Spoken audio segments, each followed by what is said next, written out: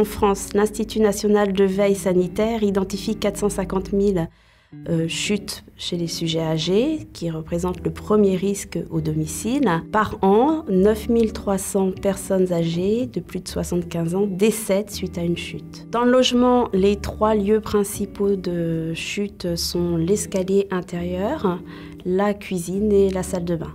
On va déjà penser à enlever dans les circulations tout ce qui peut provoquer une chute ou faire trébucher la personne, à savoir les tapis, les plantes vertes mal positionnées, éventuellement des piles de livres, des fils qui traversent. Voilà. Donc déjà dégager les circulations. Le principe aussi, c'est d'avoir des meubles stables qui permettent la prise d'appui et pas des tables de chevet qui se balancent ou qui risquent d'entraîner le déséquilibre de la personne si elle prend appui dessus. Donc si on n'a pas de meuble sur lequel on peut prendre appui, on va jusqu'à mettre des mains courantes dans les circulations. L'escalier est un lieu à risque important. On va veiller à avoir un éclairage suffisant, des marches contrastées et 1 ou 2 mains courantes. Dans la cuisine, il faut penser à avoir le minimum de déplacement à faire avec des plats chauds et lourds.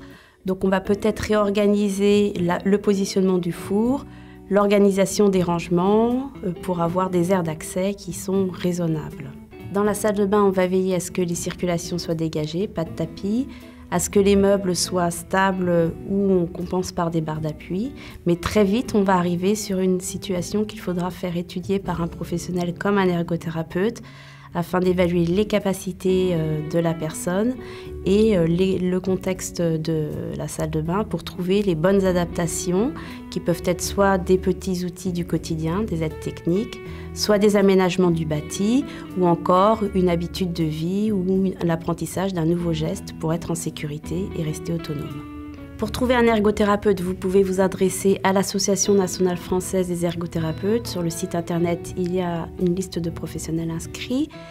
Concernant le financement des travaux, vous pouvez vous adresser à l'Agence nationale de l'amélioration de l'habitat, ANA, qui finance un certain nombre de travaux identifiés au niveau du logement pour mettre en accessibilité. Vous pouvez aussi vous adresser auprès de votre mairie, du conseil général ou de votre caisse de retraite pour identifier une structure qui vous permettrait d'évaluer vos besoins et de faire le tour de votre situation.